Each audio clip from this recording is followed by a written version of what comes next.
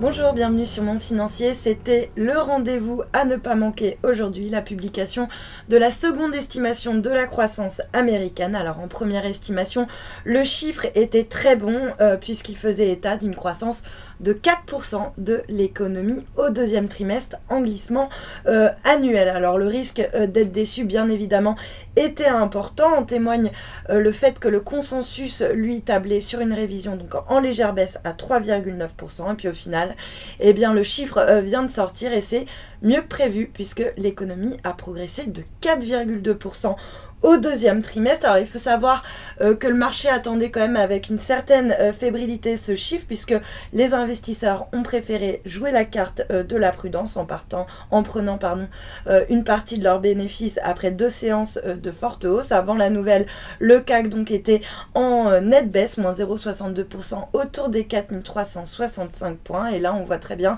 que le marché rebondit. Bon, il récupère 10 points par rapport à ses plus bas mais reste quand même en baisse à environ moins 0,57% autour des 4370 points. Alors l'interprétation qu'on peut faire de la croissance, elle n'est pas évidente parce que deux lectures différentes sont possibles. En fait, si la croissance est solide, eh bien cela pourrait inciter Janet Yellen, donc la présidente de la Fed, à continuer de réduire ses mesures de soutien à l'économie. Or, eh bien, vous le savez, la perspective d'une réduction des injections de liquidités déplaît au marché. Si au contraire l'économie ralentit un petit peu le rythme, alors la Fed, elle pourrait se montrer plus prudente et donc maintenir une politique monétaire accommodante en continuant de déverser des liquidités sur le marché, liquidités dont le marché raffole. Donc le marché parisien, lui, rebondit, mais c'est surtout le dollar américain qui réagit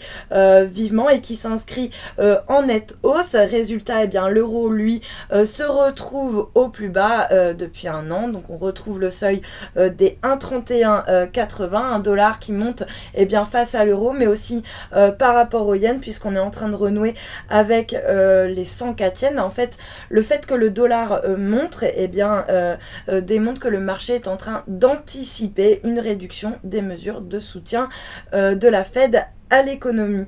Et puis du côté de la préouverture, Wall Street, qui n'aime pas trop l'idée de voir la Fed réduire ses mesures de soutien, accélère à la baisse. Ça peut sembler paradoxal, mais le Dow Jones, lui, donc accélère à la baisse, moins 0,3%. On est autour des 17 040 points. Même chose pour le S&P et le Nasdaq qui semblent anticiper la poursuite du tapering de la Fed. Voilà pour ce point sur l'économie américaine. Restez avec nous, très bonne journée.